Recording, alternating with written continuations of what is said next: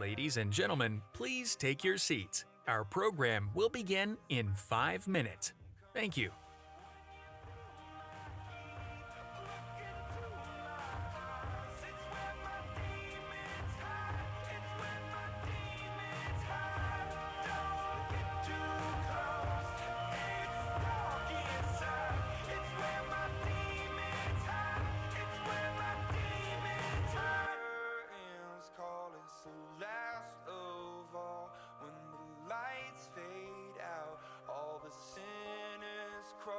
So they dug your grave and the masquerade will come calling out at the mess you've made. Don't wanna let you down, but I am hellbound. Oh, this is all for you. Don't wanna hide the truth. No matter what we breed, we still are made of greed. This is my kingdom come. This is my kingdom come. When you feel my heat, look into my eyes. It's where my demons hide. It's where my demons hide. Don't get too close. It's dark inside. It's where my demons hide. It's where my demons hide. They say it's what you make. I say it's up to fate. It's woven in my soul. I need to let you go. Your eyes, they shine so bright. I wanna save that light. I can't escape this now unless you show me how. When you feel my heat, look into my eyes. It's where my demons hide. It's where my demons hide. Don't get too close. It's dark inside. It's where my demons hide. It's where my demons hide.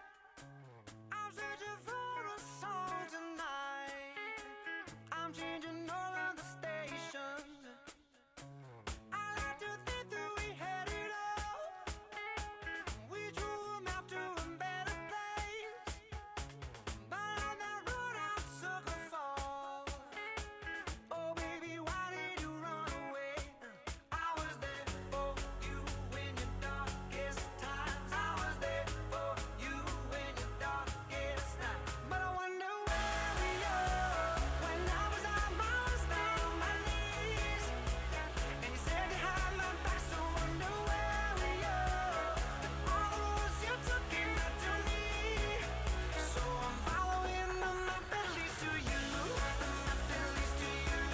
Ain't nothing I can do. The map that leads to you. Following, following, following to you. The map that leads to you. Ain't nothing I can do.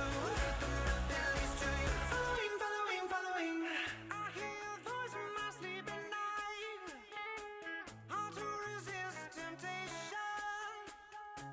'Cause something strange has come over me. Now I can't get over you. No, I just can't get over you.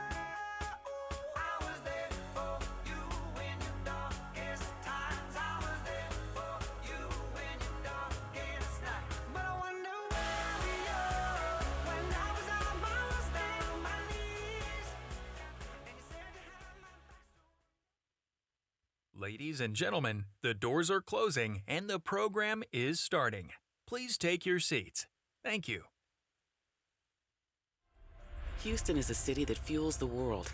Energy, innovation, diversity. A place where families come to build a future. But today, that promise isn't reaching enough of our kids. Out of every 100 Houston public high school graduates, 74 finish high school ready for college or career. 27 complete higher education. And only 20 will earn a living wage in their 20s. 80 out of 100 will not. That's not just a number. That's Houston's future slipping away. It means not enough skilled workers, families struggling to get by, and a city where opportunity shrinks instead of grows. So what do? We change what we measure. Test scores and graduation rates aren't enough. We need a new North Star, education as Houston's greatest engine of progress, so every generation can go further than the last. That's why Good Reason Houston and partners across the region are committed to doubling the number of students on track to a living wage by 2040. Together, we're aligning around key milestones, from the first day of pre-K to the first day on the job, so more students each year reach the outcomes that matter: choice, agency, and brighter opportunity right here in Houston. Because when our students thrive, Houston thrives. Good Reason Houston brings families, educators, and leaders together, conducting original research, pushing for bold policies, and advising education systems so that every effort moves in the same direction: opportunity for all. Every child, every neighborhood. That's the promise of Houston. And it's up to all of us to keep it.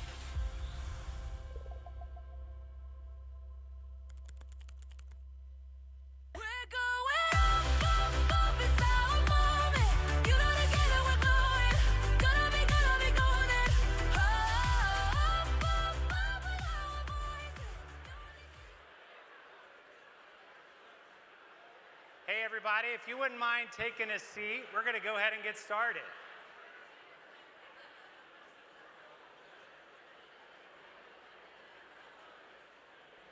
Please go ahead and take your seats and we'll get started.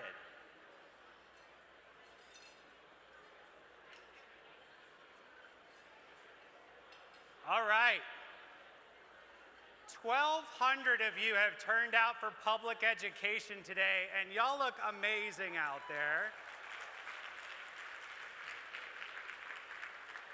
We're so glad you're here. You're gonna have to hear from me for just a second, and then we're gonna start our lunch. So if you wouldn't mind just paying attention up here for just a brief moment, because I really wanna make sure that especially our educators in the room get the attention and celebration they deserve today. So good afternoon, I'm Carrie Wright, and I'm the CEO of Good Reason Houston, where our mission is clear: to make Houston the national leader in education. Clap for that.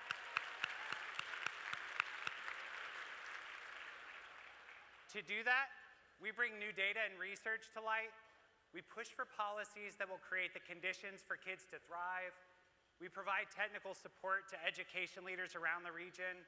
And like our time today, we gather the community to connect and imagine about what's possible for Houston's kids. What I love most about this room, all the folks I see out there today, is that there's no one type of leader that's here with us today. We've got folks with us from education, nonprofits, leaders of business, and philanthropy. We've also got elected officials with us from every layer of government, as well as board members from public school systems and institutions of higher education. If you're one of those elected officials, if you wouldn't mind doing me a favor, stand for just a moment so that we can recognize your support of public education.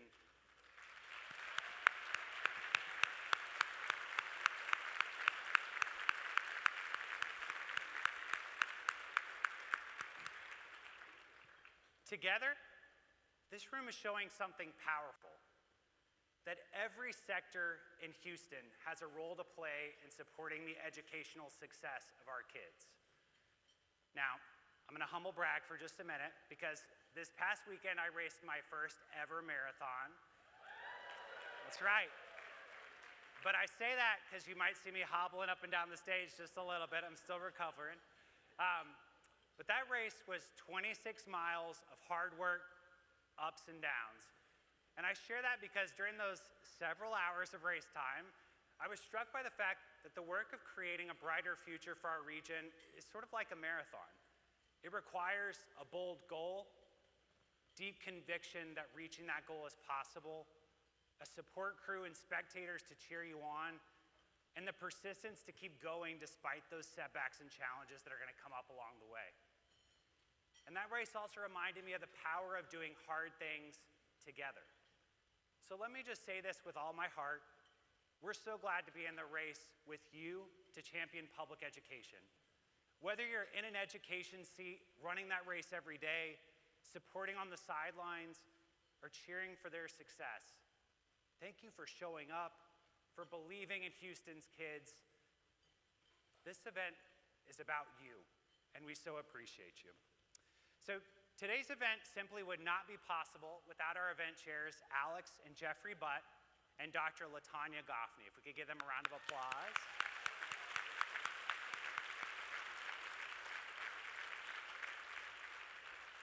You'll hear from them a little bit later, but we also are incredibly grateful to Doug and Sarah Fauché. Doug is Good Reason Houston's board chair, as well as an incredible supporter of today's keynote and panel. We thank the Fauchés. Thank you so much.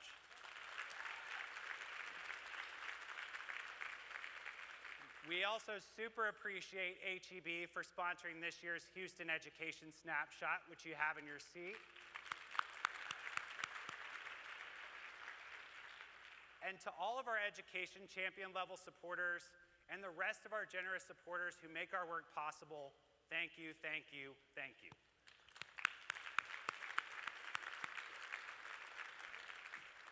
So I want to begin our time with the progress that's happening right now in Houston. I'm also going to share a little bit about the challenges that still lie ahead for us collectively, and I want to invite each of you to see your place in the work of strengthening education in our region. So let's start with some of the great news. Zooming way out, two ways we can think about measuring the quality of education in our region are answering two questions. One, how well are our public schools performing? And two, how much are our students learning? Across the region, I'm proud to share that more students than ever are attending great public schools this year. That's right. Each year, the state of Texas gives public schools a letter grade of A through F based on a combination of indicators. Just 2 years ago, fewer than half of Houston's nearly 700,000 students enrolled in a public school were rated A or B. Today, that number is nearly 70%. That's 145,000 more students. 145,000 more students walking through the doors of a school where excellence is now the norm, not the exception.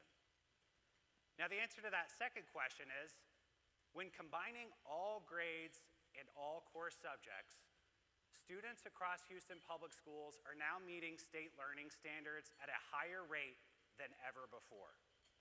This is a big deal because in our state, meeting grade level means you're learning the skills that will open the door to the next grade, the next opportunity, and the next stage of life.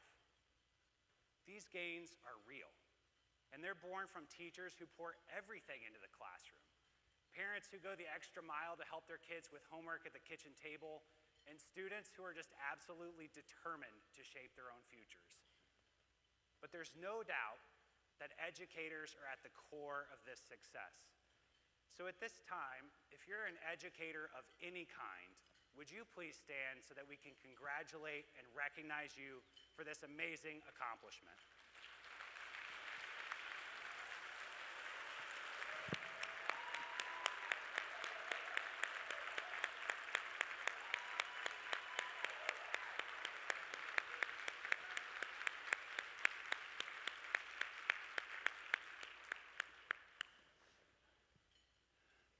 Now I want us to pause and connect the dots together on the challenge that still lies in front of us. We're going to do a little activity here, so pay attention. In the center of your table, you'll find some big colored dots. If you'd humor me for a moment, please take one of those dots and hold it high above your head. If there's not enough at your table, that's fine. Just as many as are there, please hold those up.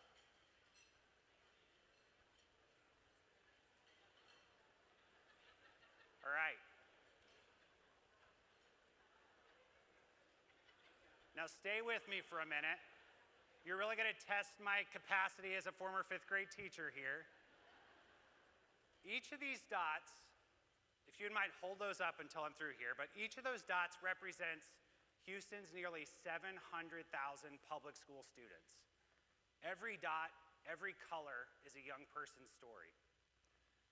The orange dots, you represent the 12% of students who did not graduate from high school in the Houston area last year.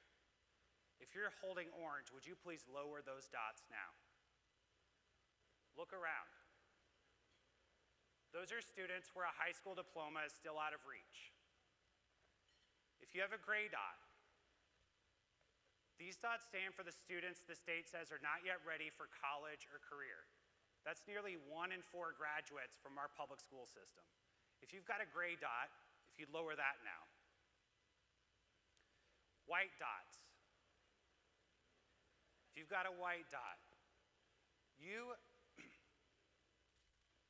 are the students who enrolled in some type of college or post-secondary training after high school, but remember, only half of our students even make it to that critical moment in time. If you're holding a white dot, please lower it at this time. Blue dots. You represent those students who started college or some type of post-secondary training, but never finished. Dreams that began but stalled out. If you have blue dots, would you lower those now? Our pink dots, you represent the students who did complete college or training, but still didn't reach a living wage job. Credentials without security. Now, what should be left in the room are teal dots. And if you take a look, these teal dots represent the young Houstonians who 6 years after high school are earning a living wage. Just 20%, or 1 out of 5. This is Houston today, and it should stop us in our tracks. You can lower your dots now, thank you. This is our reality today, and it should stop us in our tracks. But seeing this room full of committed Houstonians gives me assurance that it won't stay this way. So today we've asked you here to charge this room of leaders with a bold new goal. By 2040, we can, no, we must, continue improving the education children receive to provide at least twice as many young people with a path to a great job that pays them at least a living wage and affords them the economic mobility they deserve. This is a measurable, ambitious goal that forces us to look beyond test scores, graduation rates, to broader outcomes like early living wage attainment, and to ask deeper questions like, are our kids truly ready for the lives they deserve, and how do we know? Now, of course, ensuring more students each year get a quality education won't change today's reality alone. And as Raj will tell us here in a little bit, many more things impact mobility than just that. But it's one of the best bets we can make to ensure that one day, with all of us working together, we can build a city where every child, regardless of background or identity, is prepared for a life of their choosing. Now, no single organization can deliver on this North Star alone. Not Good Reason Houston, not any of the fabulous nonprofits who are here with us today, no single incredible school district or institution of higher ed. It takes all of us, our collective effort, refusing to let the next generation fall short on its promise. And so, if we intend for Houston to lead the nation in education, it requires all of us to operate with a shared understanding of what's working and where progress is required. Good Reason Houston's home to an outstanding team of education researchers and data scientists. Throughout the year, we provide data-informed insights to educators, policymakers, and families, such as the Houston Public Education Snapshot, which you have in your seat today. This year, as I mentioned, HEB has generously sponsored the Snapshot, which provides detail on the Houston region's educational outcomes for students from the first day of pre-K to the first day on the job. This is how we're making the story of education in Houston visible, clear, and actionable. In it, you'll see the data behind the insights I've shared, and so many more. You'll see where we're making strides and where we must go further. And I encourage you, don't just read it, we want you to share it. Use it to make decisions about programs, legislation, curriculum in your systems. You know, it was about 15 years ago that I trained to become a teacher in an HISD classroom with Teach for America. Yeah, that's right. And I was privileged to work along some incredible second grade students like Armando and Angelica and many others who are photoed here today. And that time was really getting the opportunity to work so close with my students during some of the most formative years of their life. But one of the big things that experience most taught me that still fuels my work today is that no single teacher can carry the weight of a child's future alone. It takes all of us. That's what makes this snapshot so important. It calls on every one of us in every corner of Houston to take action, grounded in data, and aimed at big opportunity for all of our kids. So let me just close with this. Let's just turn this convening into action. I hope today you'll be inspired to do one of at least 3 things. The first is pretty simple, and hopefully you've already done this today. Connect with someone new. Connections made today might just launch new partnerships that will change the game for students in Houston. The second, use the snapshot and share insights that you gained from today's keynote and panel discussion. No one in this room has all the answers, but if we act more often with shared information, we can be more powerful together. And third, gotta say this at a luncheon, consider supporting Good Reason Houston financially. Your funding will help us generate new reports that foster awareness and shape action, advocate for policy that benefits Houston students and educators like the folks here in the room with us today, and provide the boots on the ground support from our team to help education leaders improve further, faster. So today, I just invite you to be part of this work, to lend your voice, your influence, and your investment, to stand with families, with educators, and with leaders all across the Houston region in saying, every child in every neighborhood getting access to the opportunity they deserve. Thank you all so much for being here, and now please enjoy your lunch.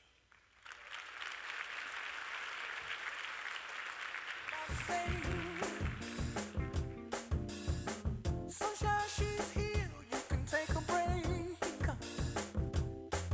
I'm a hot air balloon that could go to space. With the air, like I don't care, baby, by the way. Because I'm happy. Clap along if you feel like a room without a roof. Because I'm happy. Clap along if you feel like happiness is the truth.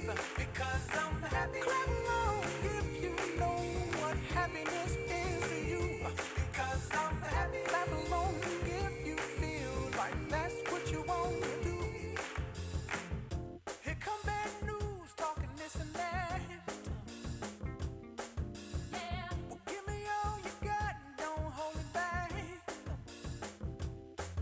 Yeah. Well, I should probably warn you, I'll be just fine. Yeah. No offense to you, don't waste your time. Here's why. Because I'm happy. Clap along if you feel like a room without a roof. Because I'm happy. Clap along if you feel like happiness is the truth. Because I'm happy. Clap along if you know what happiness is to you. Because I'm happy. Clap along if you feel like that's what you want to do. Bring me down, can't none bring me down. The love is too high to bring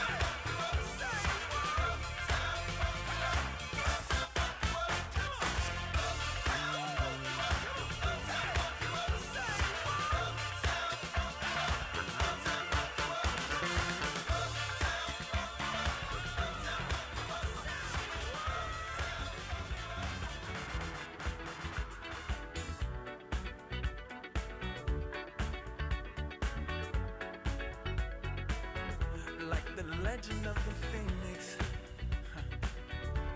all ends with beginnings. What keeps the planet spinning? The force from the beginning. Love. We've come too far to give up who we are. So let's raise the bar and our cups to the stars. She's up all night to the sun. I'm up all night to get some. She's up all night for good fun. I'm up all night to get lucky. We're up all night to the sun. We're up all night to get some. We're up all night for good fun. We're up all night to get lucky. We're up all night to get lucky. We're up all night to get lucky. We're up all night to get lucky. We're up all night to get lucky.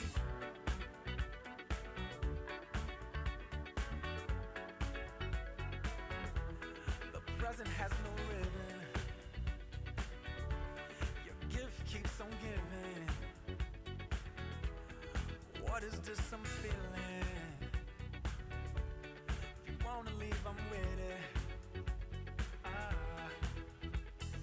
We've come too far to give up. Please welcome our connectED 2025 co-chairs, Alexandra and Jeffrey Butt.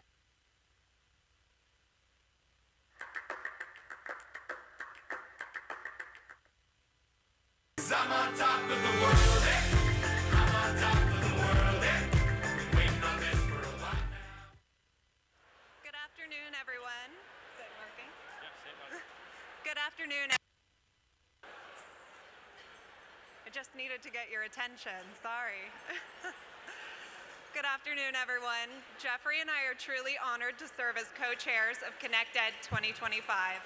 Additionally, I'm proud to serve alongside my colleagues on the Good Reason Houston Board of Directors. Your presence today is proof of a shared belief. Houston's future depends on the success of our students. This gathering is about more than sharing a meal, it's about sharing a vision that every child in every neighborhood has the opportunity to thrive. We hope you will continue to support this work and mark your calendar for next year's connectED event, which will be October 29th, 2026. We are especially excited for today's event to welcome Professor Raj Shetty as today's keynote speaker. His groundbreaking research has demonstrated that where children grow up and the schools they attend can change their life's trajectory. His insights remind us why the work of education is the work of economic mobility. After Raj, you'll hear from a distinguished panel representing education, business, and community. They'll share their perspectives on how, together, we can unlock the full potential of Houston students. And then we'll turn to you, because not everyone here will lead a district or run a major business, but each of us can do something. Maybe that means championing bold policies, maybe it means contacting a school board member, or simply sharing the stories and insights you hear today with your own networks. Every action matters, big or small. When we align our efforts toward opportunity for all students, the ripple effects are extraordinary. So thank you for being here.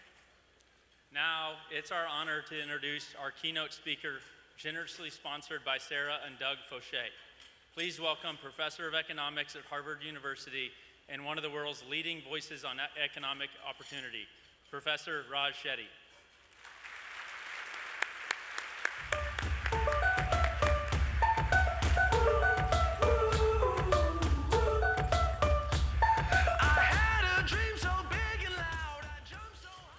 Well, thanks so much for the warm introduction. It's really a pleasure and an honor to be with you all here today at this incredible convening of 1,200 people seeking to improve outcomes for kids across Houston.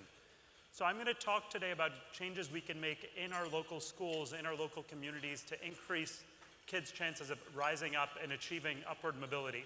But I want to start at a much bigger picture level by talking about the American dream, which is of course a multifaceted, complex concept that has different meanings to different people. I want to distill it in a first chart that we'll bring up in a second here that measures the American dream in one way, which is to ask, what are children's chances of rising up in the income distribution relative to their parents, a cornerstone aspect of the American dream that drew my own parents to come to this country and countless other immigrants. And so in a study my colleagues and I did a few years ago, we set about to assess the extent to which America actually lives up to this aspiration of being a country where, and let me just see if I can get the slides to advance here, of being a country where children do in fact rise up to have a higher standard of living than their parents. And so what you can see in this first chart here is just a simple measure of the fraction of children who go on to earn more than their parents did, measured by the year in which the child was born. And so if you look all the way back to the far left side of this chart, you can see that for kids born in the middle of the last century, back in 1940, it was a virtual guarantee that you were going to achieve the American dream of upward mobility. We estimate that 92% of children born in 1940 went on to earn more than their parents did. But if you look at what has happened over time, you can see that there's been a dramatic fading of the American dream, such that for children born in the middle of the 1980s, who are turning 30 around now when we're measuring their incomes as adults, it's become essentially a 50-50 shot, a coin flip as to whether you're going to achieve the American dream of moving up. So this dramatic trend of the fading American dream is of course of great interest to economists like myself, because it reflects a fundamental change in the American economy that we would like to understand. But I would argue it's also of fundamental social and political interest, because it's this very trend that underlies a lot of the frustration that people around the United States are expressing, that this is not a country where it's easy to get ahead even through hard work, and that's reflected in a lot of recent political discourse and social outcomes that we've seen in recent years. So motivated by this broad trend, in our research group at Harvard Opportunity Insights, we're interested in understanding the question of what is driving that fading of the American dream, and more importantly and more broadly, what can we do going forward to give kids of all backgrounds better chances of rising up. Now, we are, of course, by no means the only scholars or the first group to analyze that question. People have been interested in issues of social mobility and economic progress for centuries. Our angle on it is to use the tools of modern data, large-scale data that you see companies using, for example, to improve the products they offer, analogously to study questions like this. What are the drivers of the American dream, and how can we help people rise up? Now, one key thing that we can do with large-scale data is go beyond this national picture and start to look at what the American dream looks like in city after city, across different parts of the United States. And so let me show you what we've learned there with this map here, which shows you the geography of economic opportunity in America. Let me first take a second to describe how we constructed this map, and then tell you what I think we learned from it.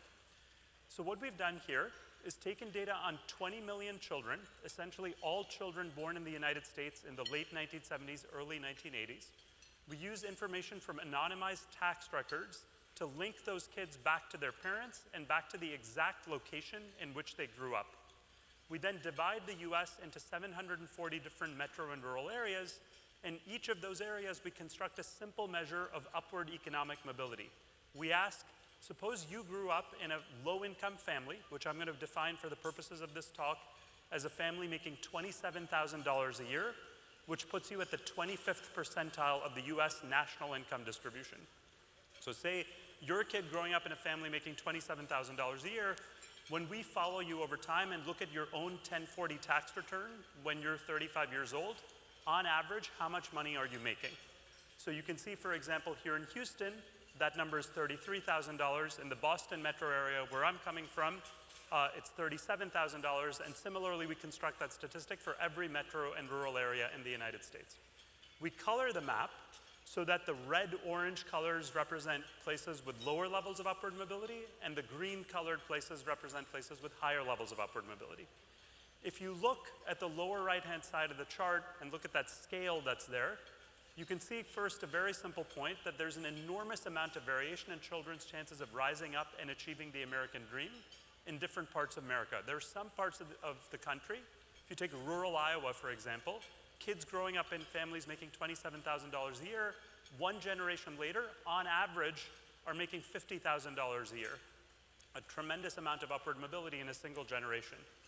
Yet you have other places, look at Charlotte, North Carolina, or much of the Southeast, where kids growing up in families at that exact same income level, $27,000 a year, one generation later, when they're 35, are actually making less than their parents were, which is shocking if you think about it, given the amount of economic growth that has occurred over the past 30 years in the US. Now, Houston, as you can see, we've labeled here, is kind of in the middle of the pack in terms of levels of economic mobility. It looks pretty good, actually, relative to most cities. When we look at how things are changing over time, we see that Houston has remained relatively stable, some modest improvements in levels of economic mobility over the past 10 or 15 years for kids growing up in the 90s and 2000s. But roughly, Houston looks good, but it's not at the highest levels of economic mobility that we might be able to achieve. Now, you can see the broad regional patterns here for yourself. The Midwest looks like it has higher levels of economic mobility than the Southeast, and so on. But it turns out that actually these differences in economic mobility play out at a much more granular level, at a neighborhood level.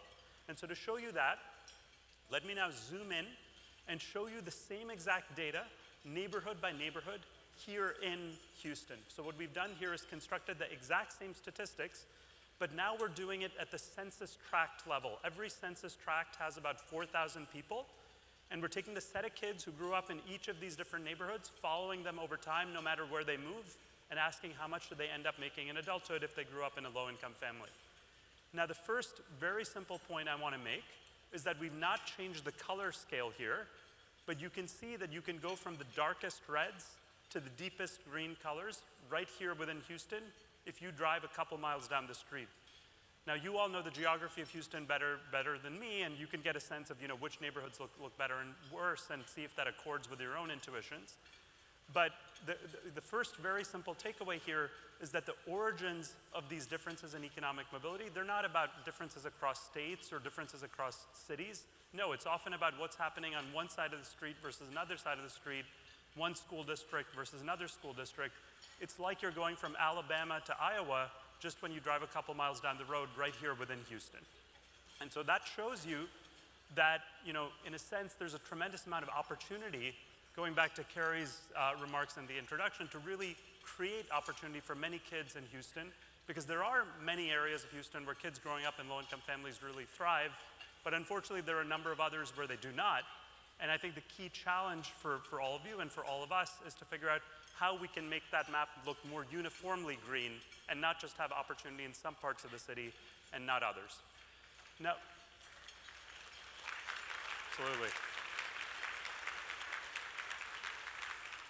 Now, for us as social scientists studying this problem, this map, these kinds of maps are useful because they give us a new lens, a microscope, if you will, to study the science of economic opportunity. We can compare what is different about the red-colored neighborhoods and the green-colored neighborhoods. Are there differences in schools? Are there differences in other resources?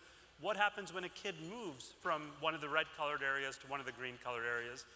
We and many others over the past decade have used this sort of data to study a variety of different factors, from schools to housing to connections, all kinds of different things, to understand what the drivers of economic mobility are. In the interest of time, I'm going to summarize what that enormous body of scientific literature has found in this slide here by showing you the 4 strongest predictors of economic mobility that have been identified to date. So the first, and what brings many of you together here today in your own line of work, as you might expect intuitively, is the quality of local schools, both at the K through 12 level and in terms of access to higher education. There's no doubt that going to a better school, having better teachers, having smaller classrooms, better resources, all of these things we can measure very clearly in the data. We can see if you happen to have a better kindergarten teacher, 30 years later, you're earning significantly more, you're more likely to go to college, you have better life outcomes. No doubt education has a huge role to play. But we find that education is an important driver, but very consistent with Carrie's message, it's not the only driver. There are a number of other things that matter as well. What are those things? We find that places that have more stable family structures, more 2-parent families, for example, it's just a fact in the data, they tend to have higher levels of economic mobility. We also find that places with less concentrated poverty, more mixed income neighborhoods, tend to have higher levels of economic mobility. Finally, we find that places with greater social capital tend to have higher levels of economic mobility. Now, I want to spend an extra minute on this idea of social capital because it's a term you might have heard in other contexts. It's a term that's been used for more than 100 years, but we've never been very precise about what exactly it means. Is it about community? Is it about the strength of connections? And I also want to emphasize it because in my view, it's actually perhaps the most important factor in driving economic mobility. So let me show you how we reach that conclusion. We do so by using another novel source of data. We set up a collaboration with Meta, the company that operates the Facebook social network platform, to measure social connections in the United States on an unprecedented scale. And let me show you what we found with this pair of maps here. So the map on the left is the same map of upward mobility constructed using tax record data that I started out with. The map on the right looks very similar, but it's completely different. It's a map constructed using Facebook data on a simple measure of the extent to which low-income people and high-income people are interacting with each other in each community. So what we're doing in the map on the right is taking data on 72 million users of Facebook and asking if you have below median income, if you're a low-income person on Facebook, what fraction of your Facebook friends are high-income people? We color the map on the right so that the green colors are places where low-income folks have more high-income connections, and the red colors are places where there's more disconnection by class. Now you can see the result here immediately for yourself. You don't need fancy statistics to figure this out. It's obvious that the map on the right looks incredibly similar to the map on the left. This turns out to be the single strongest predictor of economic mobility that anyone has identified to date. So in particular, places where low-income folks and high-income folks are interacting more tend to be places where kids from lower-income families are more likely to rise up in the income distribution. Why exactly is that? We don't know for sure. It could be that they're getting job referrals. It could be, I think more importantly, probably that they're getting inspired to pursue career paths that they would have never considered had they not been connected to someone who's gone to college, who can show them a path to career in science or business that may not have been on the radar screen. Whatever the underlying mechanism, it's clear that this notion of cross-class interaction is extremely important for driving economic mobility, not just at the national level, but if you zoom in and you can look this data up for yourself on our team's website, if you go to the Opportunity Insights website, you can type in your home address and look at all of these statistics that I've been showing you. You can see at the zip code level here in Houston, it's exactly the places where low-income kids are most disconnected from high-income families that they have the poorest chances of rising up. And so, beyond the interventions we've traditionally emphasized in the context of education, teaching, and so on, which is incredibly important, I think these other factors, like who you're connected to, the broader environment you're exposed to, the neighborhood you're growing up in, all contribute to driving economic mobility. So with that background on what we found in the research on economic mobility, in the last few minutes here, I want to talk about the goal of this convening. How can you take this kind of research and data and use it to actually take action to improve economic mobility here in Houston? Let me briefly, to set this up, describe the three approaches our team is taking in cities across America to try to foster economic mobility. We're focusing on three different areas that we think follow naturally from the kind of data I just showed you, which show you that differences in economic mobility emerge at a hyper-local level across neighborhoods and depend upon where you're growing up, who you're interacting with, and so on. If you have that kind of view of the world, I think you would naturally think about three different ways to increase economic mobility. The first is to reduce segregation. If there's some neighborhoods in Houston that offer better opportunities than others, why don't we help more low-income families access those neighborhoods through things like affordable housing, housing voucher programs, changes in zoning, and so on. And I think all of that has quite a bit of potential and promise, and we've seen in other contexts can really drive economic mobility. A second approach is to try to take the places that are currently in the red colors and turn them into green colors through place-based investments. That can start from investments in K-12 schools. Carrie talked about the remarkable progress that's been made in Houston on those dimensions. I think additionally, it could involve other place-based investments, revitalizing communities in terms of their connections to surrounding communities, things like transit and so on. There are a number of things you can do in that space. A third space, which I'm going to spend a little bit more time focusing on here, is the pipeline. Once we get through the K-12 system, higher education and workforce training Carrie emphasized that here in Houston, you have lots of kids getting to that first marker, the very nice illustration with the dots we were all holding up. 80%, more than 80%, 88% of kids end up graduating. But then what happens afterward? Are they getting to those jobs that, are sort of the ultimate goal we're after of achieving upward mobility? I think there's a lot that can be done in this region in particular in strengthening higher education and workforce training systems. And so let me take a few minutes to wrap up and show you what I think can be done in that space. So in thinking about higher education and economic mobility in the US, I find it useful to visualize how our higher education system is contributing to economic mobility using this chart here. So just as our team has constructed publicly available statistics on economic mobility for every neighborhood in America, we've also constructed statistics on economic mobility for every college in America.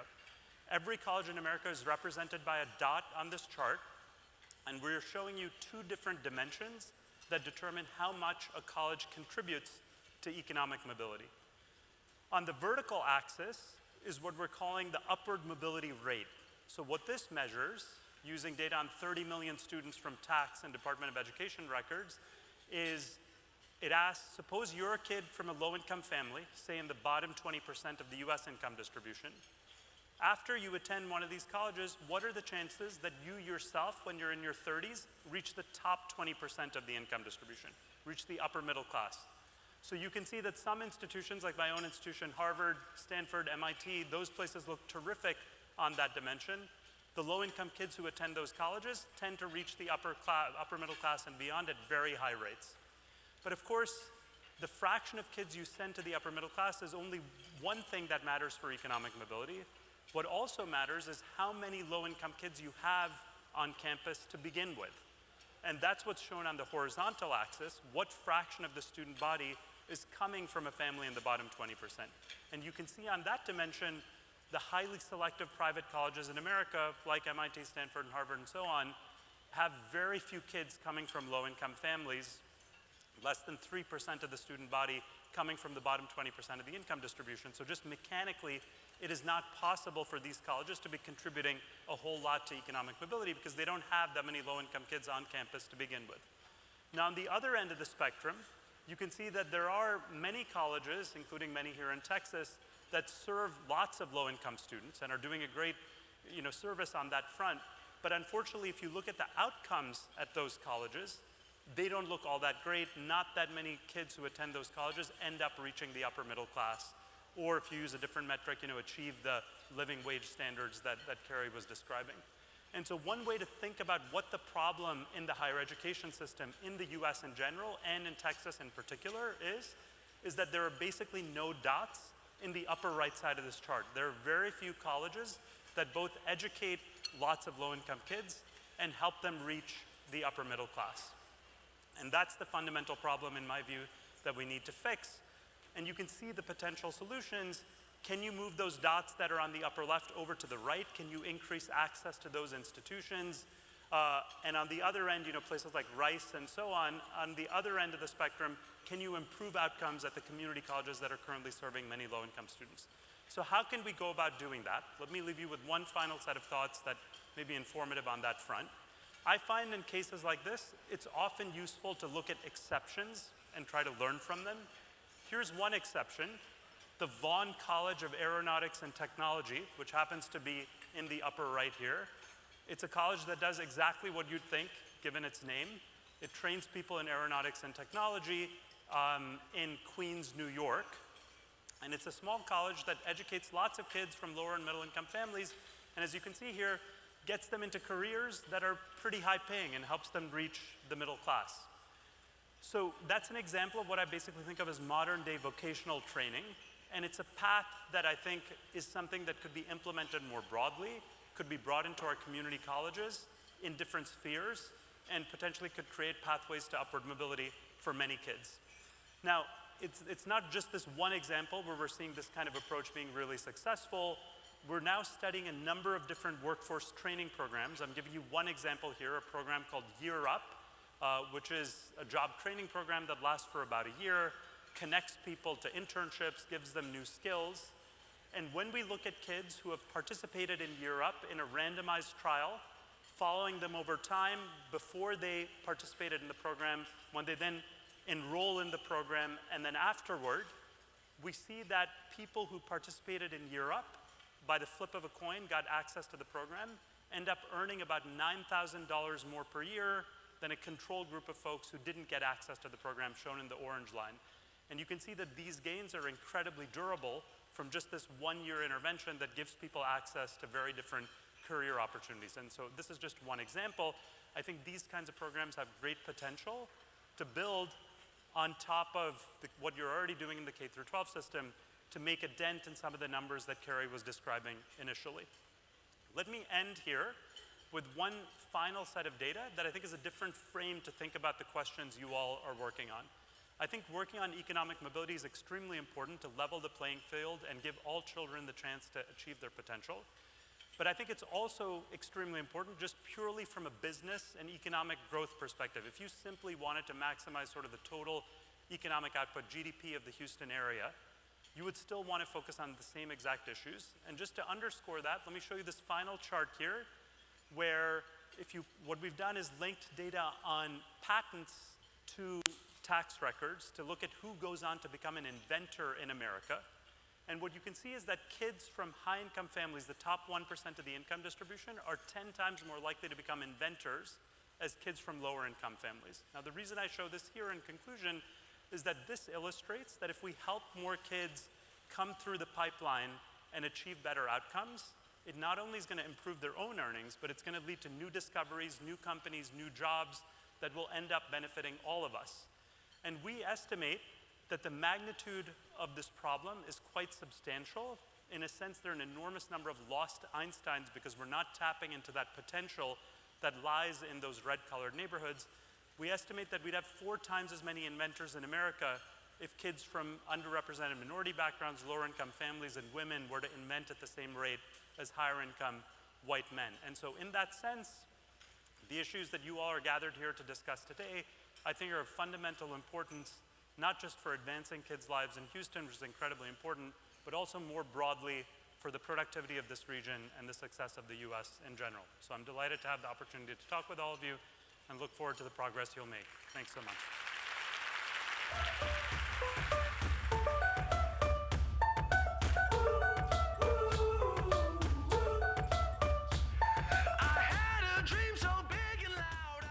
From Houston City College, Chancellor Dr. Margaret Ford Fisher. From the Greater Houston Partnership, President and CEO Steve Kane. From Houston Independent School District, Superintendent Mike Miles. And from the United Way of Greater Houston, CEO Amanda McMillan.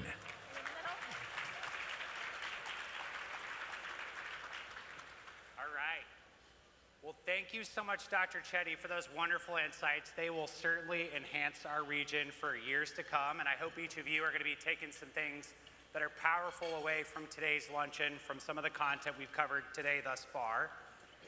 It is now my privilege to have a really dynamic conversation with several of our local leaders who represent a number of the key civic infrastructures that make Houston the terrific place it is today. And we're going to jump right into the conversation.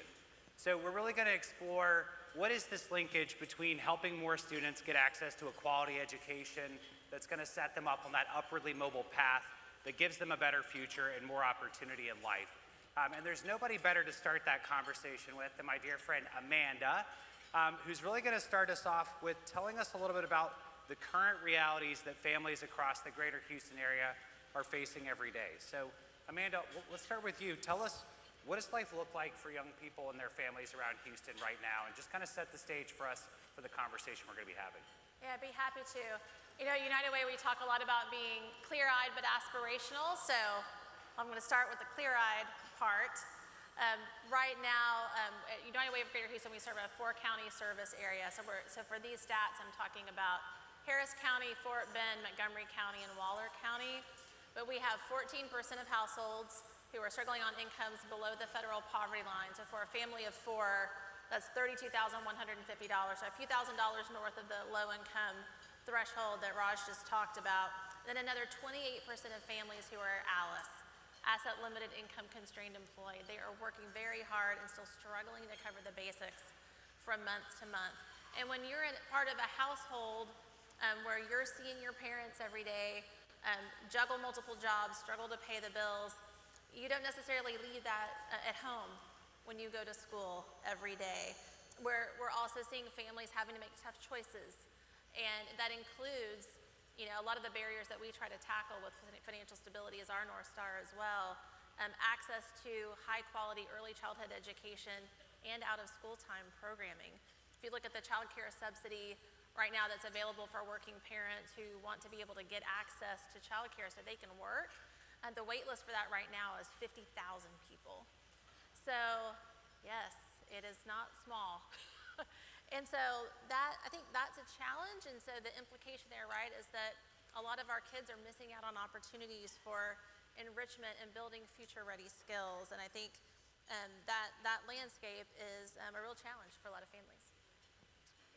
Steve, you represent a lot of our industry workforce, the folks that can really employ the next generation of students and help really put them on that path to upward mobility and opportunity. And we know Houston's always been a competitive place globally, but if we really are to succeed in preparing all of our young people towards this future we imagine, what would Houston look like 20 years from today? And if we don't, what are the stakes of that for our region, for our families? The stakes are very high. So I start with demographics. We have the youngest major metro. Houston is the youngest major metro in the United States. We were also the #1 metro in adding to the under 18 population over the last 5 years. Those are huge advantages, huge advantages. When you look at the metros in the rest of the developed world, they're aging, right? We're aging too, but very slowly. And so the promise of that, and that's a big selling point to the people who are looking to come here, our workforce, our people, our demographics. And so if we do this right, if we do right what everybody is in this room to work on today, we'll just lengthen our lead. So Mike, we're talking today all about this idea of Houston planting this flag to say we're going to be the leader in education in the country. And I know that comes with it two different fronts we got to deliver on. On the one hand, it's the fundamentals. Does every child from every neighborhood have the ability to read, write, do math on grade level? On the other hand, it's preparing kids for future readiness, the jobs that are coming from the future that we don't even yet know of or make sense of. Leading a system the size of HISD, 170,000 incredible young Houstonians there every day. How do you think about that? How should we think about that? Yes, so the stakes are incredibly high, Steve. And for HISD and for most of public education, it's been an additional challenge, meaning this. It was hard enough for the profession to get students to be proficient in reading, writing, math, and science, and we still have a long way to go there. HISD over the last 2.5 years has really moved the needle on that, only to see, as predicted, we have another gap growing, and that's the year 2035 skills gap. Information literacy, problem solving, critical thinking, learning how to learn, working with AI, high skill, high wage, high demand jobs. All of that is also now added to the plate for our teachers, our students. And so I think about it always as, yes, we have tremendous work to get kids from low proficiency in reading to higher proficiencies in reading and math and science, and at the same time, get kids ready for a year 2035 environment. And that requires bold, bold change. What we've always done in education won't work, hasn't worked, and so we have to move pretty quickly on two fronts. I'll end with this is the last generation of kids in school before the skills gap is locked in, and that's why the work is serious, it's urgent, and it's necessary. Margaret, you bring such an interesting perspective to this conversation because in many ways you sit at the intersection of all of us here, right? You're the leader of Houston City College, really the institution that's the bridge between our pre-K-12 systems, our workforce systems. How do you think about the role of HCC, and what would it take to be that bridge that's strong enough for tens of thousands more of our Houstonians every year to be on that path to what we all envision for the future? Well, thank you very much for that question. I think it's a very important question that you're raising, and I think that it is clear that for me and for Houston City College, we know that every single child can learn. They learn at different rates, they learn at different paces, they learn in different ways. That's for the public school, and I think it is a multifaceted approach that we have to take. A part of it is that many of our students come from households where they have not been validated, and that self-validation is so critically important. But in addition to that, I think that value proposition that they understand is really very important. It is important not just for the students to be able to understand the value of the educational journey for themselves, but for all of the partners as well. And as we move forward to support the students, my view is that early career awareness is very important, because that then prepares them to progress into higher education as well. If they are aware of the various career pathways, it allows business and industry to work closely with them on the public school level. They're able to understand what those career opportunities might be, and they're able to determine which pathway they want to follow. And for us at the college, it provides us with an easy transition for those students. And I can give you an example. It's really very interesting, because early on, there were allegations being made about certain neighborhoods and where the students were from, and that they probably would not go to college and would not learn. And our board of trustees decided that they were going to open up educational centers in those areas, and they established dual credit programs. They established early college high school programs. As a result of that, starting in 2006, what we have seen is that progression of students high school to college, associate's degrees, on to baccalaureate degrees, et cetera, at various institutions, that has increased. And there has been an infusion of more than $138 million into that. So my view is that if we can capture the interest of students early, if we can partner together, and we've had a long-term partnership with HISD and the other school districts within our service area, with that partnership, it allows us the opportunity then to work with HISD, the other school districts, as well as business and industry, many of them providing the apprenticeship opportunities for our students as well, so that they can make that ease of transition, not just through high school, but to have the skills necessary to go to work as well once they graduate. It sort of makes me think that maybe there was this notion for a long time that transition was more clear to students, but it turns out we have to be a lot more intentional about paving that way to create more pathways that bridge across that line of high school into community college. And I guess, Mike, that brings me back to you to think a little bit about what are some of the other, or maybe one of the biggest assumptions that we still make about education in the country or in Houston that we really need to think about turning on its head if we want to get to a different future where more kids than ever are on this path to greater opportunity? Yes, thanks. And it kind of goes back to our collective sense of urgency. One of the things, the paradigms we have to change, is this notion of the way to reform is to go slow to go fast. We don't have the time, rather the kids, the students, don't have time for us to go, at a snail's pace. The world is moving much too fast, and we have to pick up the pace. And we have to do a lot of reform initiatives at one time, not one thing at a time, several things at a time. I call it whole-scale systemic reform, and that's what's worked in Houston, because another paradigm we broke and we have shown is that if you raise the expectations for kids, they will rise to the level of expectation, and the same thing goes for the teachers. And that's what we've done over the last 2.5 years, and they have truly risen to the level of expectation.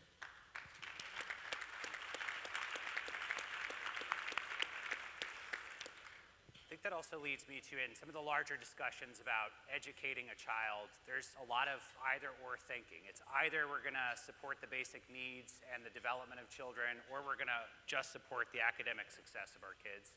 And Amanda, again, at the United Way, you all have so many different sort of points of entry into the experience of Houstonians at every age. So tell me a little bit about, from your perspective, like, how do you think about that? Is it either or, and what's the role of organizations outside of our public school district, whether they be city, county, faith-based organizations? Like, how do we think about this as a community? Yeah, Mike, you used the word collective, right? This is a collective, right? This entire incredible group of people here is a collective, and we have to take a collective, collaborative, partnership-oriented approach to helping everybody succeed across our community. And you're right, it's a completely false choice. There is no either or, and part of the work we do at United Way of Greater Houston is recognize, right, if we're talking about kids in this instance, they don't get to separate their living conditions from their educational environment every day, right? We have to look at the whole person. Basic needs are a foundation for financial stability. We know that if families can't cover the basics, they can't focus on the future. So we have to look at that holistically. And every single sector in this community, and I'm so thrilled to see so many of them represented in the room, has a role to play. We have to do this all together. You said this earlier. It takes all of us. And there are a couple of very powerful collective models in other markets that I just want to call out that I think are pretty amazing. In Cincinnati, since 2002, they've had community learning centers that have brought together public schools, local government, faith groups, nonprofits like the United Way, the YMCA, and the schools there actually serve as neighborhood hubs. So going back, Raj, this kind of, place-based social capital approach to the work. And those hubs, as the schools are offering health clinics, food pantries, tutoring, mentoring, and many of those are sponsored or hosted by local churches or nonprofits. They've improved attendance, they've improved graduation rates, they've improved parent engagement. There's another model like that in Louisville, the Faith and Family Early Childhood Network. So that's United Jefferson County Public Schools, the Metro United Way, local congregations. And they train pastors and child care directors to connect families to preschool developmental screenings and other resources. And that's boosted preschool enrollment, which we know is critical, right? That's the tip of the spear for making sure we're getting people to a whole, independent, autonomous, purpose-driven life, and also strengthen parent trust in the education process, which is also critical for us. Steve, I think, we're talking a little bit about all the different ways we're gonna have to look at this challenge differently. You come from a background that's on the industry side, really have sort of led in spaces that are all about innovation and different ways of doing the work. So maybe from your vantage point, not being an educator, but being involved in education in your own way, what do you see as some things that maybe we're too comfortable with about incremental change? Are there some orthodoxies in education that maybe we should think about differently, or do you see something about how we might think about this challenge as a room of 1,200 leaders in Houston going forth from today?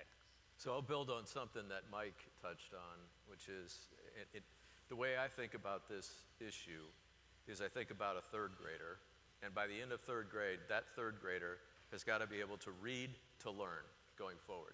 And you've got that one chance, you've got that 1 year, you've got this right now, you've got to make sure that that kid can read to learn. And you don't want to be telling that kid, you know what, I'm working on this, and the third grader who's sitting in your chair 10 years from now will be there. Like, this is an emergency. You have to do it right now, this year, with that child. And so I think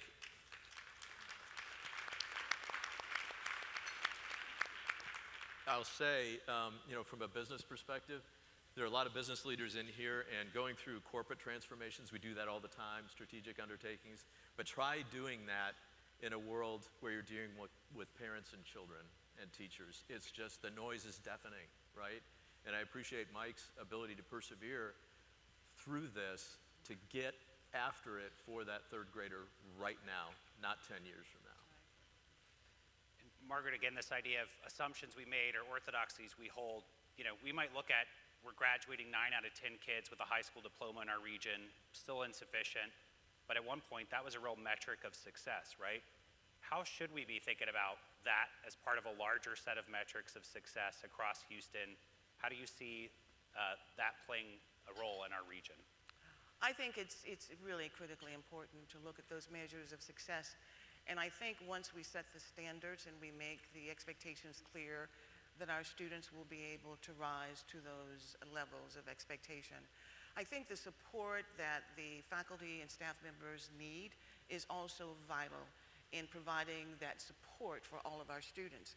And I think that as we start thinking about the high school diploma, for example, and there have been questions raised about whether or not that still has value to support students, the answer is yes.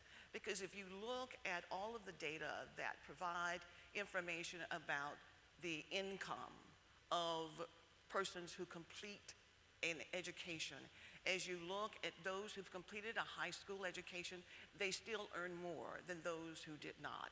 And then you rise through the various categories. And so I think the intent should be for all of us who are working together collaboratively to ensure that we can provide the support systems necessary for the students to succeed. We have the programs that are available. It is a matter of conveying broadly to the community what those programs are, what we need, and I think perhaps to even work strategically to develop a plan and to bring partners together so that we have that shared vision about how we can move forward in order to make our city not just the very best, but exceptional in terms of all of the qualities that we can provide in education, training, the talent pool that will go to work to serve our industries. Well, I want to kind of bring us to a close here with a bonus question that my panelists didn't prepare for. So Good Reason Houston, our name really comes from this idea that we have 700,000 kids every day in one of nearly 1,000 public schools in our region. They're in the hands of these incredible educators in the room with us every day. And we think about each of those 700,000 students being a good reason to take action to improve opportunity for all of them every day.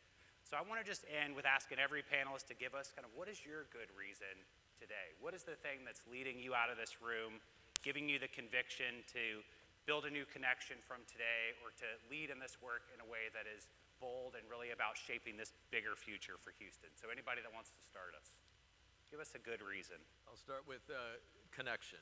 Like, we have good educators, we've got good programs, we've got plenty of students, we've got plenty of new jobs that we're creating.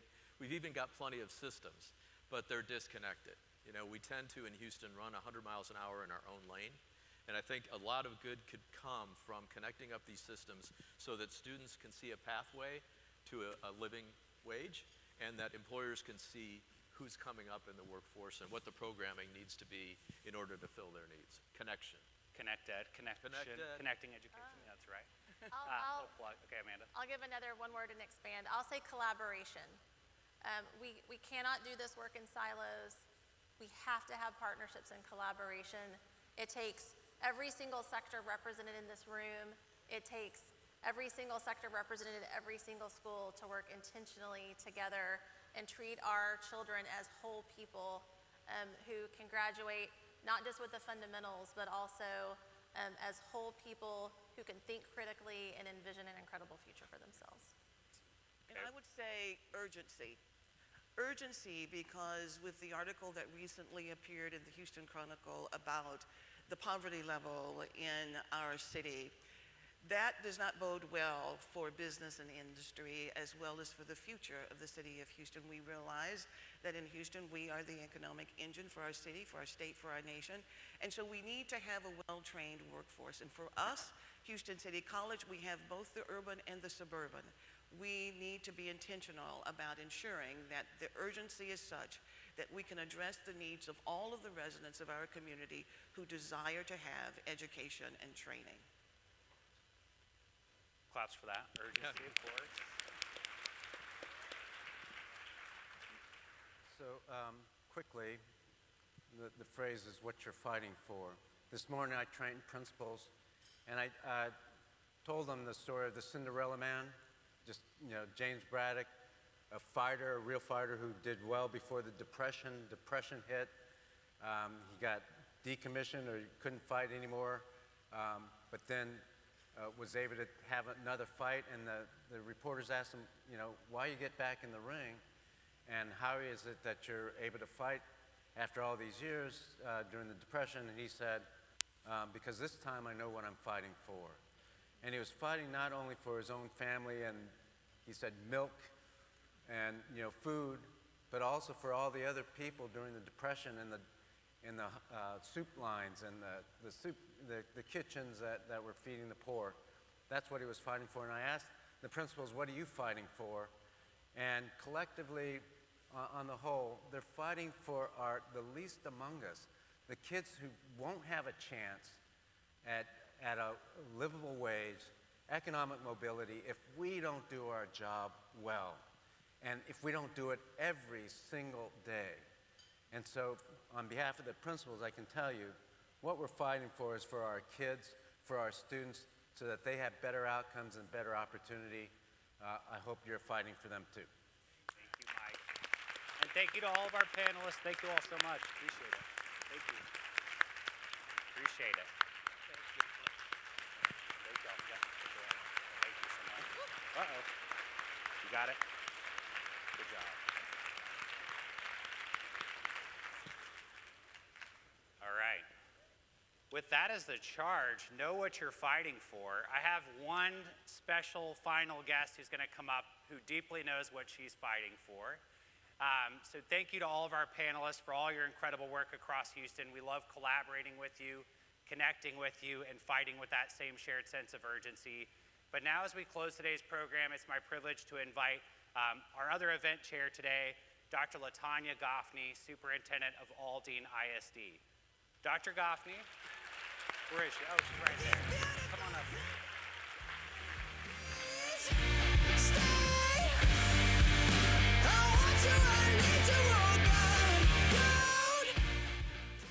Okay, this woman right here, Dr. Goffney, has led one of the most inspiring turnarounds of a school system in the Houston area. 60,000 students served every year, and she and her team have done terrific things for the kids of Houston. So I couldn't be more proud to let Dr. Goffney come up and send us out with a charge today. We thank you all so much for being here. Dr. Goffney will give you some final words, and then we'll send you on your way. We really appreciate it. Thank you.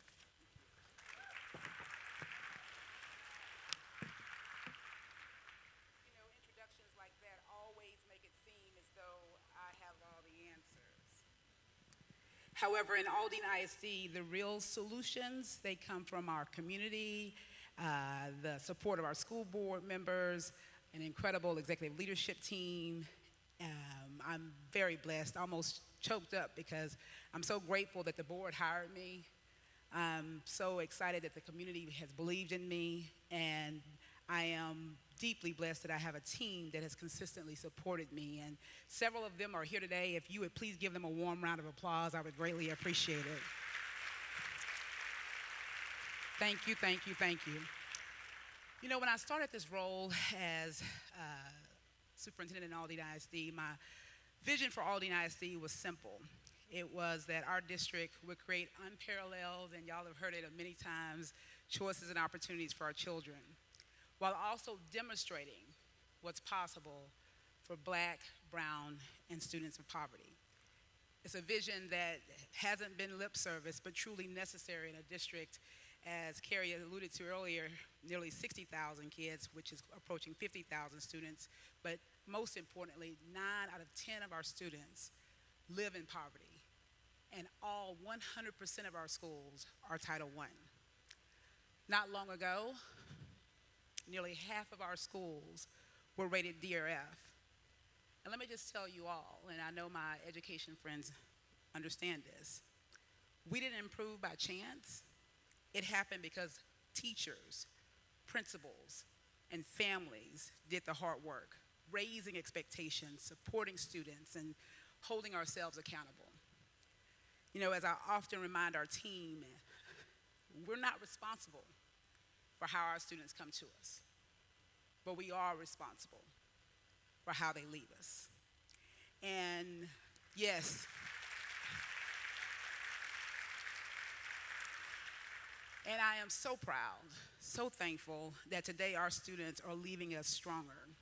Our accountability score has climbed over 12 percentage points. More than 80% of our class of 2025 graduates are college, career, or military readiness. And this year's class, Autumn, let me quote it, this year's class is on track to exceed over 90%. Do you hear me?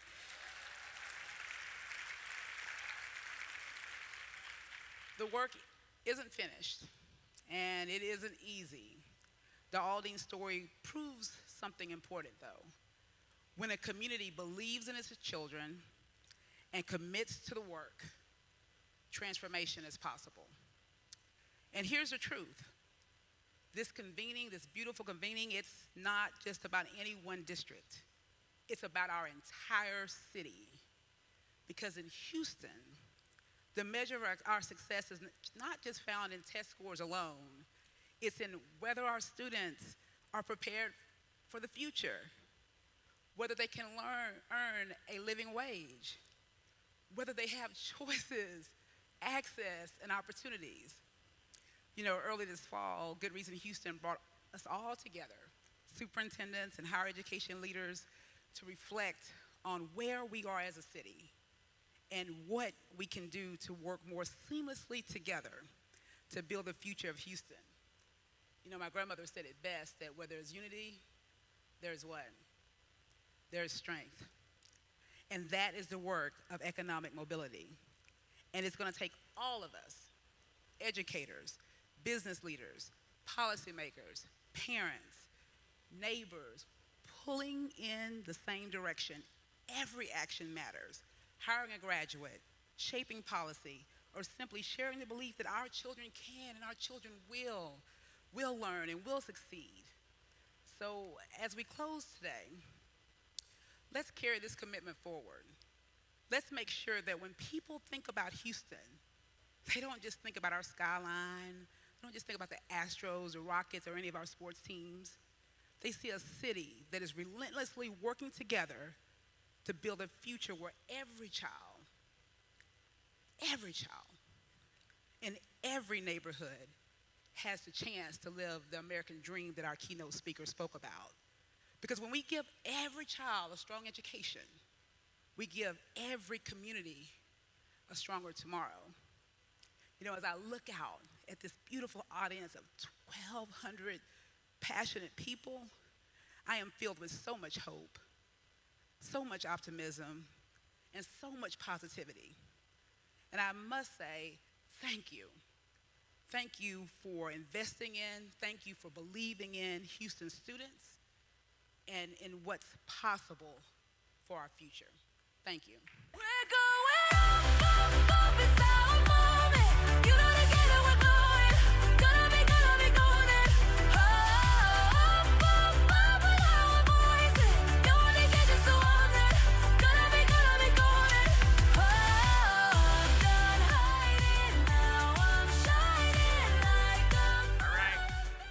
That's it. We just want to come up and say thank you all so much for being here. We hope you'll hang around, make some connections today, and let's keep supporting Houston as the leading education city in the country. Thank you all so much.